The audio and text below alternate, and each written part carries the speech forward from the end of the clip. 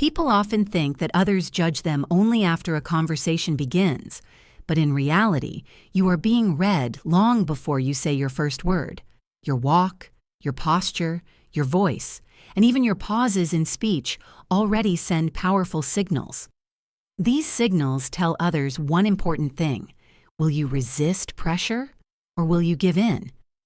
Many people are surprised to learn this, but manipulators, negotiators, and influence experts rely on these signs every day. They don't guess, they observe, and most of the time, they are right.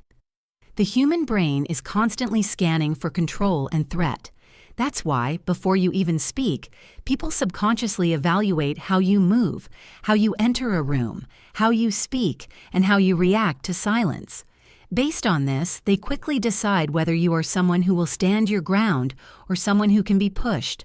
Let's start with walking, because your walk often speaks louder than your words. One of the clearest signs of a person who is ready to give in is a closed, compressed posture. Slouched shoulders, a lowered head, and tight movements send a silent message. I don't want to take up space. This doesn't mean the person is weak, but it does signal that they are not looking for confrontation. Manipulators notice this immediately. Another signal is an uneven walking rhythm. Confident people tend to walk with a steady, consistent pace. People who take small, hesitant, or constantly adjusting steps appear to be adapting to the environment instead of directing it. Adaptability is useful, but it is often read as compliance. The third sign is avoiding looking straight ahead. When someone walks without fixing their gaze forward, it suggests they are not focused on a goal. In conversations and negotiations, the same pattern appears.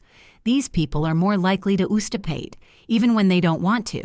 Speech reveals even more. One common marker of softness is the use of excuses before speaking. Phrases like, "I'm not sure," "this might sound stupid," or "sorry to bother you," weaken the message before it is even delivered. They signal that the speaker is already preparing to retreat. Another marker is hesitant pauses. People who resist pressure usually speak clearly and with intention. Those who give in more easily often pause too long, searching for words, as if trying not to upset the other person. Voice tone matters as well. When sentences end with a rising tone, they sound like questions instead of statements. This unconsciously communicates uncertainty and openness to someone else's opinion, even when the speaker doesn't intend it. There is also nervous laughter.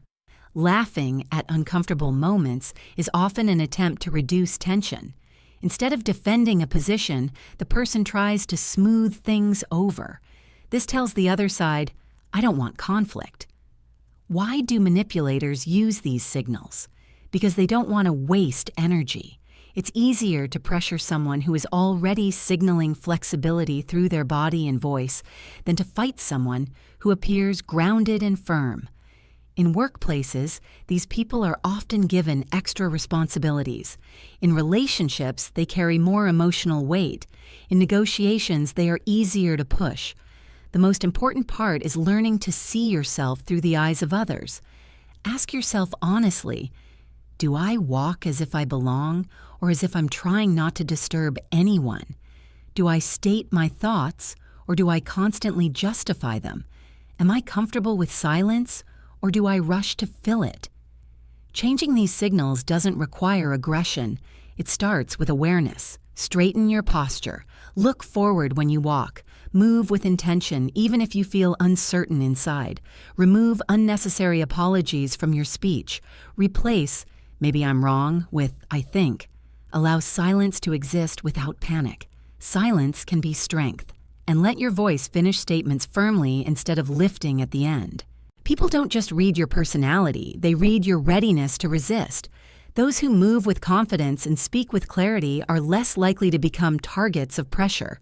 Those who shrink, excuse themselves, and smooth everything over often become convenient for others. So the real question is this: have you ever noticed that your walk or your voice reveals more about you than you intended?